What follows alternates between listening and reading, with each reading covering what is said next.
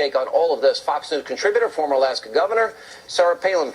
First of all, Governor, just standing back from all of this, you ever imagine in America $14.3 trillion and we have to raise more money because they can't live within their means?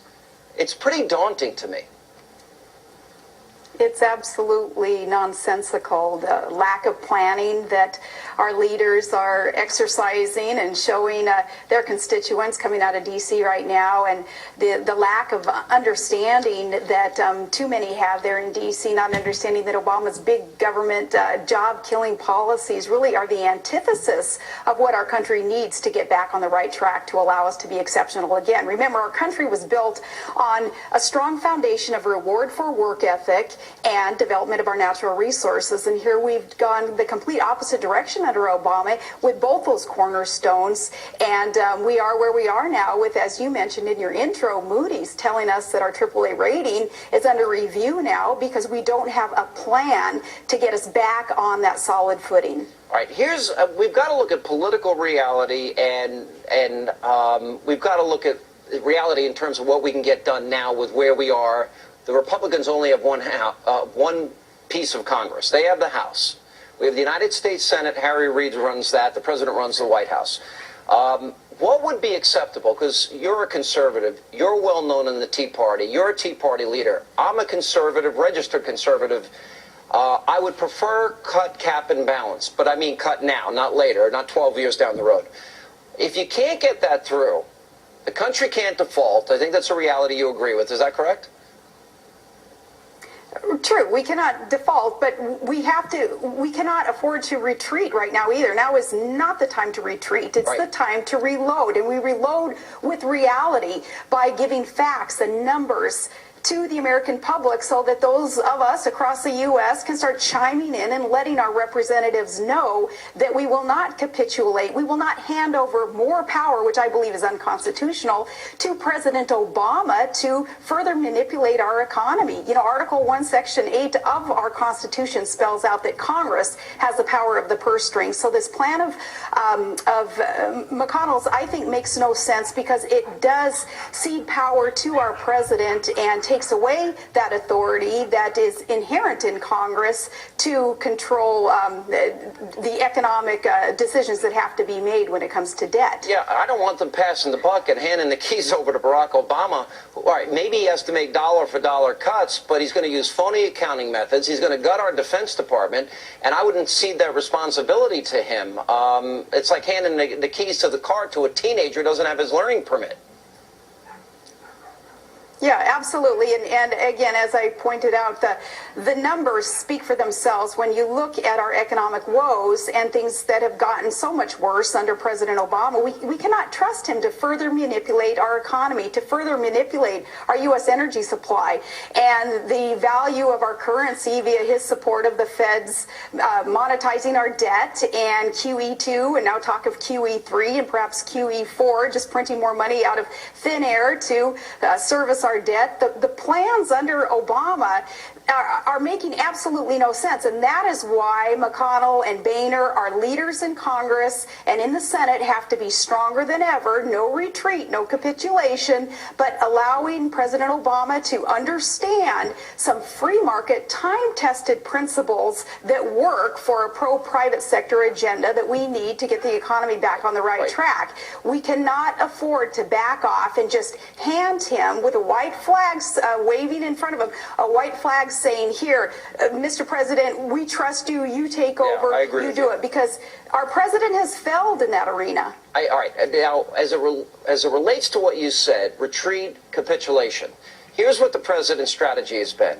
Class warfare, even if he raised taxes on people with private jets, it's $300 million. It's nothing.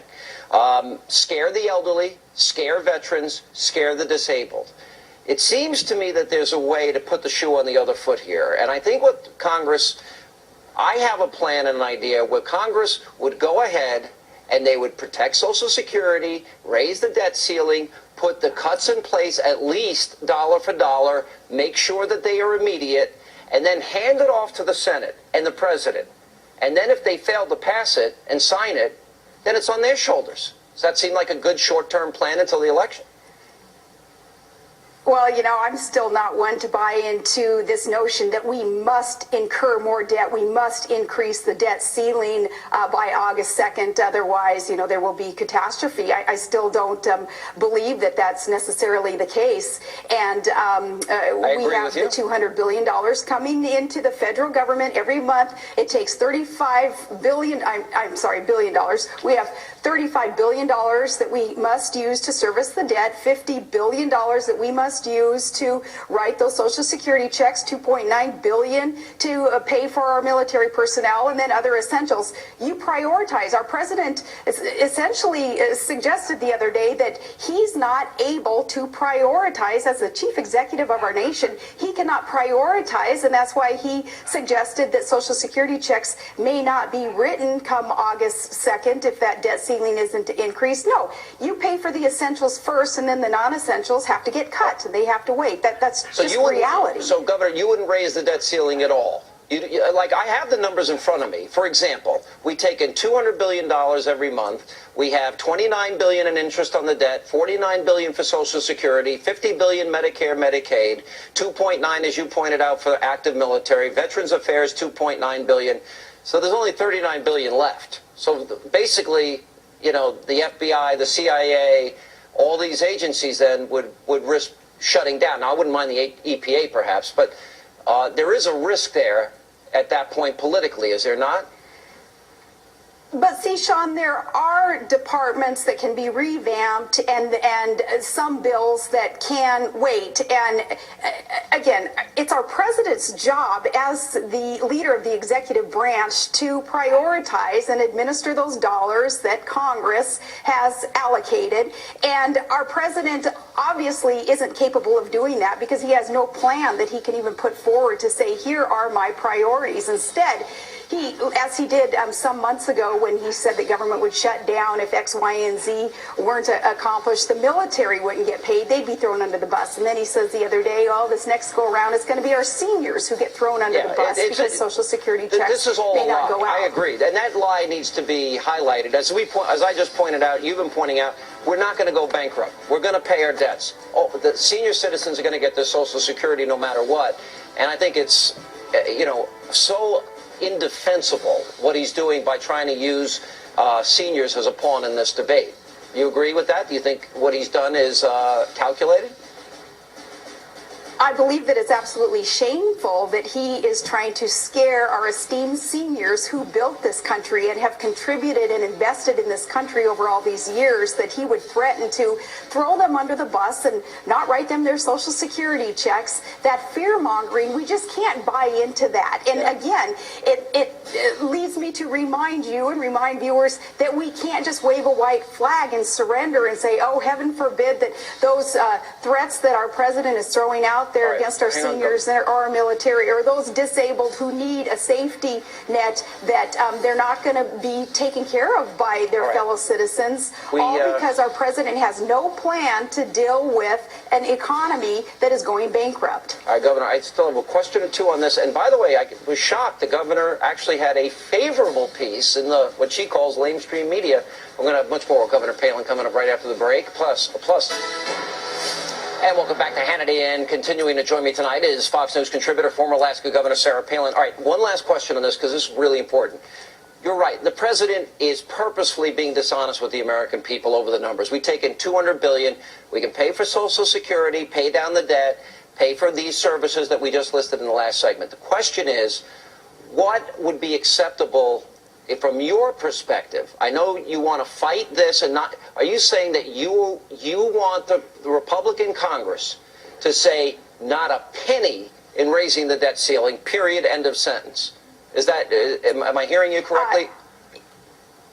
If I were in Congress, I would not vote to incur more debt, not under this president. I do not trust him. However, as I've gone on record saying previously, I believe that it will be increased because too many in Congress believe that the president must have that allowance of increasing debt. So, having said that, what I would accept, knowing that it's going to be increased anyway, is DeMint's plan to cut to cap and to balance our budget. We do that in our state governments. We do that in our city governments. It's time that the feds do that too. Yeah, well, that's my plan as well. Would you support dollar for dollar debt increase with spending cuts, real cuts, immediate, not down the road, and a separate bill on balancing the budget? The balanced budget amendment? Sean, we're not. That's not a realistic proposal that you're laying out there on the table, because what Obama seems to be willing to accept is perhaps talking about cuts someday down the road. Yes, if there were a way to guarantee that he would have to, as the executive, make cuts in his departments all throughout the federal government now, immediately, then yes, we could talk reasonably about a plan like that. But again, as I say, I don't trust this president to not only he doesn't know how to make those cuts. He's never had to do this before. He's always been one to just spend other people's money, even if that money is just borrowed money or printed out of thin air. He's never had to exercise real executive authority like that. It is amazing, and I got to tell you, if he blames George Bush one more time, my head's going to explode. I've never seen such a crybaby executive in my life that just, he can't take it. He's been president nearly 3 years, and he still can't take responsibility. Let me ask you this. You said to Newsweek, now, were you happy with the Newsweek piece? Because I've read a lot of pieces about you, and I thought, of all the pieces, this was actually somewhat favorable. What'd you think? Or fair, not favorable, fair. Yeah. Well, the reporter Peter Boyer, no doubt he is facing the wrath of some of his colleagues and the liberals in the mainstream media, because he did attempt a fair piece there, and I appreciate it. He wanted to talk about a successful executive's record, my team here in Alaska, and what it is that we could produce with reining in the growth of government and allowing a pro-private sector, pro-job creation agenda, and he focused on that, and it was refreshing to not have a hit piece written. Yeah. Well, you did say in this piece, and there's the title, I think I can win. And I know it's the million-dollar question. It's the source of great speculation about what your plans are. Now, I did have the pleasure of meeting your daughter, Bristol, and she said you had already decided. I did say in that article that I believed that I could win, and then I went on to say, but it doesn't have to be me. I'm not so egotistical as to believe that it can only be me to turn this country around. If there are those who are out there willing to serve with good executive experience, who have that servant's heart and know not to be so obsessively partisan that they can't just do what's right for the people who have elected them, then I would certainly find that person and support them and do all that I could to make sure that they defeat Barack Obama in 2012. Now, I'm not wholly confident that we have that field set yet, that one individual is in the field. So I'm still thinking about being one who would offer myself up in the name of service, knowing confidently that I have those common sense, fiscally conservative, pro-private sector policy experience and ideas that can be put to good work for this country. Is there any time frame, Governor, that in which you're thinking about maybe making a final decision?